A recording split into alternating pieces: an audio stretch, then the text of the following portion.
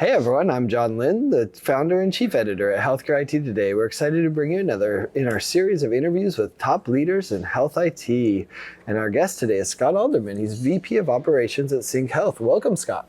Thank you, John. Happy to be here. Yeah, excited for this discussion.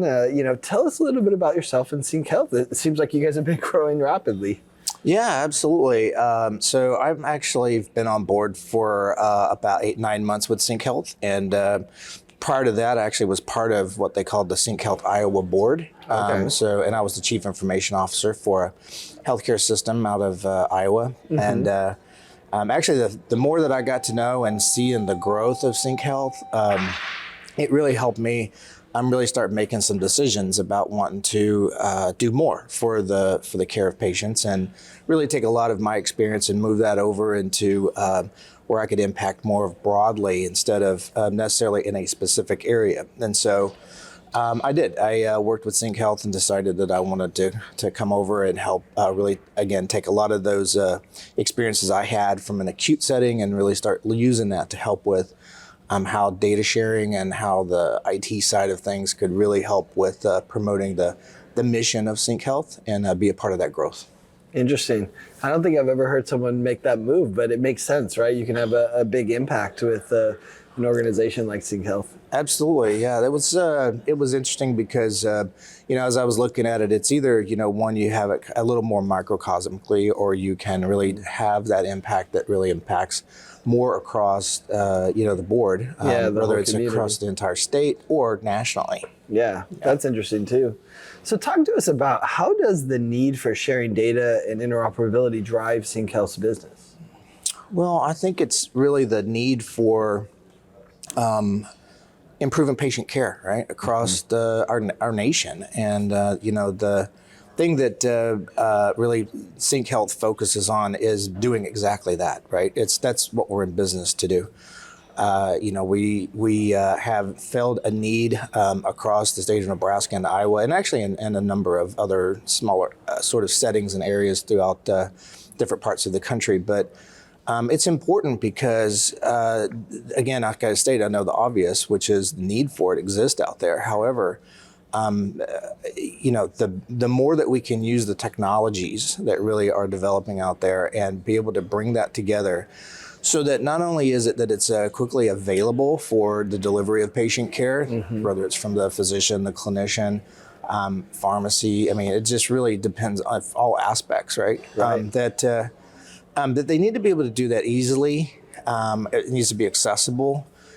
And I think the most important part of it is the integrity needs to be there of the data, and comprehensively, so that it's not that you're having to look in a myriad of places for data to take care of a patient, but you can go to a specific place and look for all that data and get that comprehensive longitudinal record that really in the end delivers high patient quality care. I heard someone say it's 4,000 clicks to document a patient visit. Oh. They don't need 10 more clicks to 10 more locations to get the data. They do not, no.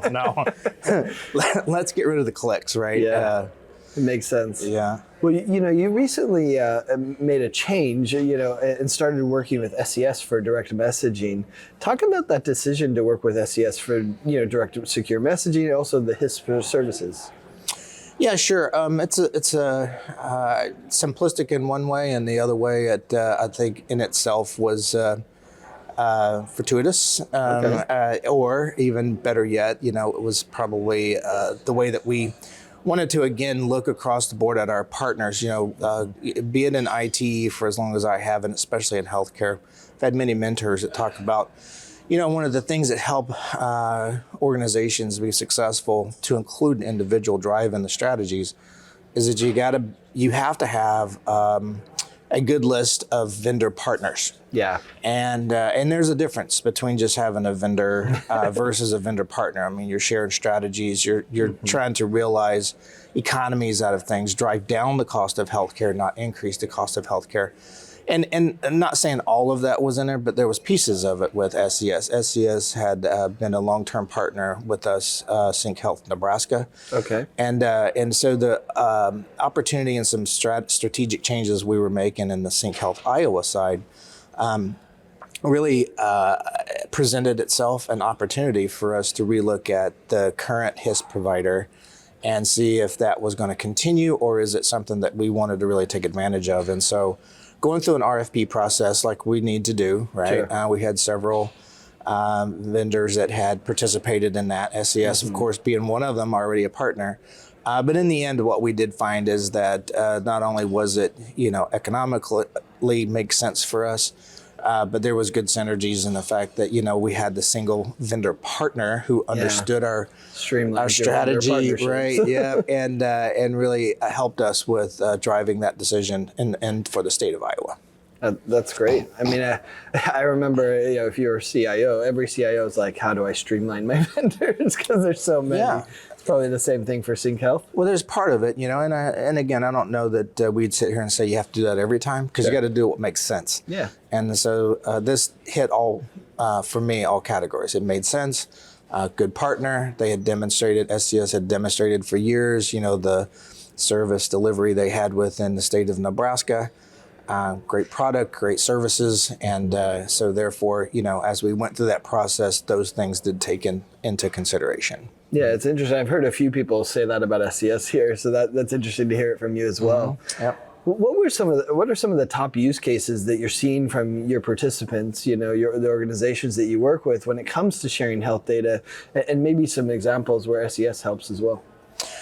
Yeah, sure. I think from the top of mind, use cases from a sharing data perspective is, let me see. One is just fundamentally the patient data, right, for the longitudinal record. Right. So, as again, I was explaining earlier, being able to collect that and have a point where our physicians, our clinicians, or direct care providers can go to really pull up information for that patient. And it's not that it's limited to necessarily, a particular EHR, electronic health record, or is it, or some particular health system, but what it's doing is really aggregating that data so that they can see it from multiple visits throughout the either the state or, I think in some cases, the nation, right, where they're pulling in information, they can see that. I think that another good one, especially for the state of Nebraska, is the pharmacy side, the PDMP. Okay.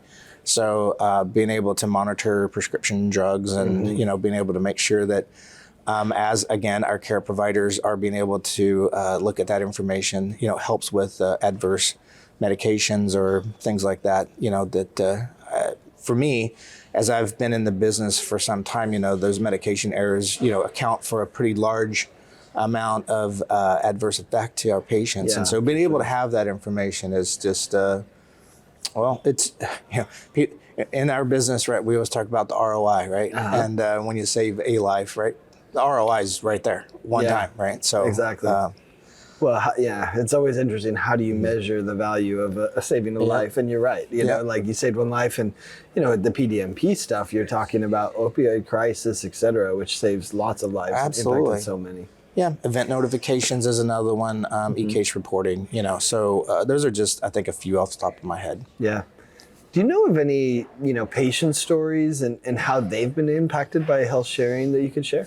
Yeah, I can share them generically, but let me see. I think that one, that recently I was reading through, actually I wasn't, certainly a part of knowing it directly, but we do review these kind of things, and so should to inspire you. I mean, like you said, the shift. Yeah, absolutely. What's the impact that you can have? Yeah, are we doing what we're supposed to be doing? Yeah, exactly. And let me see, I believe that was typical where we've got mom who is, being treated by a particular, primary care provider on one side of the state. Daughter happens to be on the other side of the state, but mom is complaining a little bit about, things aren't getting better, right? And so happens to be in this case that daughter was a nurse. Okay. Right, so started looking into that a little more, and then did ask the primary care provider to take a look at the records a little deeper, see if they could find something. Right. They actually went through CyncHealth, looked at, actually pulled information that revealed that the medications that had been prescribed by a couple of other places that she had visited actually were adverse to each other, overlapping, right? And so the physician that the daughter was working with, immediately could say, "Oh, this is a problem right here. This is why she's feeling, nauseous. This is why she's feeling, X, Y, and Z." And so, that's another immediate kind of thing that could happen. What a great example. I think on the flip side of that, if you're okay for one more, of course. which I think it's important to talk about.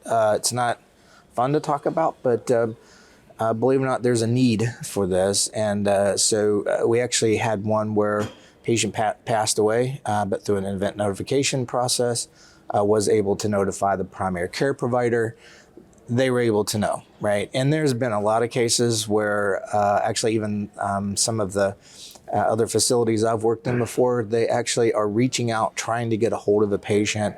They're frustrated because the patient's not returning, only to find out later on the patient had passed away. Yeah. And I chuckle at that, not in the sense of, disrespect to the fact that the person passed away, but just, again, just sometimes we just look at the fact that we're missing data, know? So I just want to bring it back to that, right? Which is the primary mission of CyncHealth and what we do, and a lot of other great HIEs and health data utilities out there. So, it gave me chills thinking about it, right? So certainly it's wasting resources of the healthcare system, but more importantly, you don't want to hear from your doctor when your loved this one person didn't passed even away, know, right? Right. Because or they're calling family members, calling family members, asking, and they're like, "What are you talking about?" They're seeing the call on the cell phone that they're reminded, like, "Oh, that's hard." So it is. What a great service to offer them. I love that.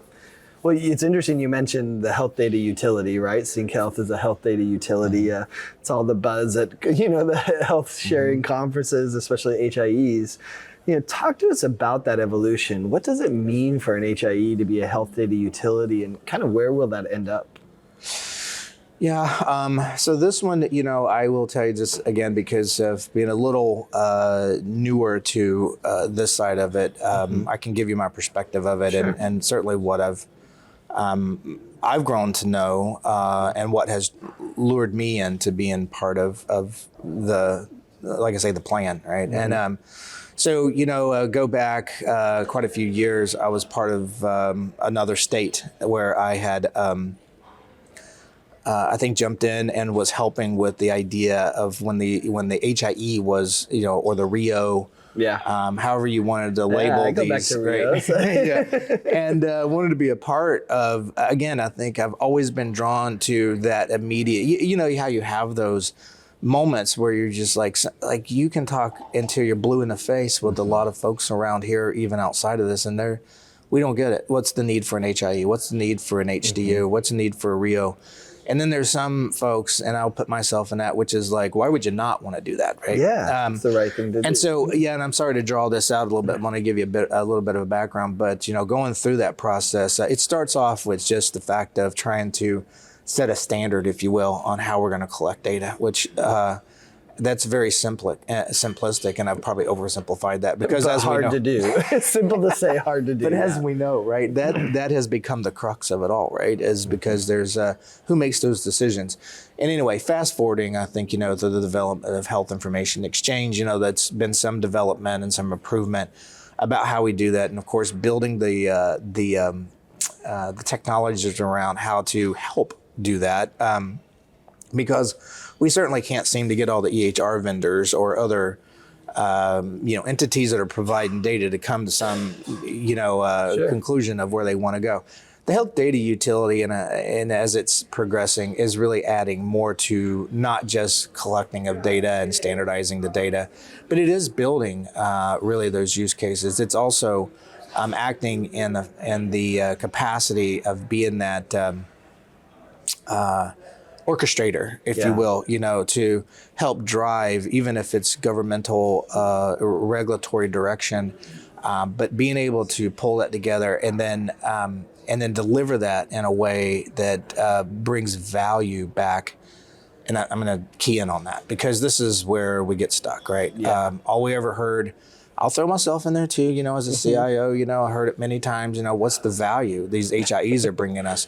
HCUs are bringing the value, right? They're turning that around to say, hey, it's not just about collecting your data and here's a big giant pile of data that we can then turn around and make just the longitudinal record, but we can start delivering, I think, some of those examples I was giving you earlier, right? Yeah. With Exactly. right, proactive event notifications, going through e-case reporting, drug adversities, social care. I mean, a big one, right? Social determinants of health. I think we heard, how many times have we heard here, that when we had guest speakers that were up talking about how really as they categorize that, the social determinants of health and social care now outweigh even just the direct care, right? You got to get in front of it. And so HCUs are getting in front of it. Yeah.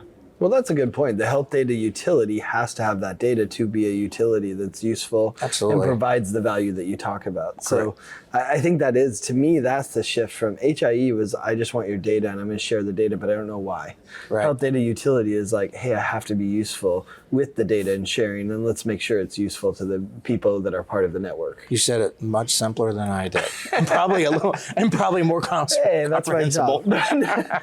I just Nice stole it work, all John. from you. No, I appreciate you taking the time to share this because it is a complex thing, right? And and it's different in every state. So I appreciate you sharing all the great work you're doing at CyncHealth and helping us understand everything that's progressing. So thanks so much, and thanks everyone for watching and listening. Thank If you want to find more great healthcare IT content like this, be sure to check it out at healthcareittoday.com or search for Healthcare IT Today on your favorite podcasting application. Thanks, Scott.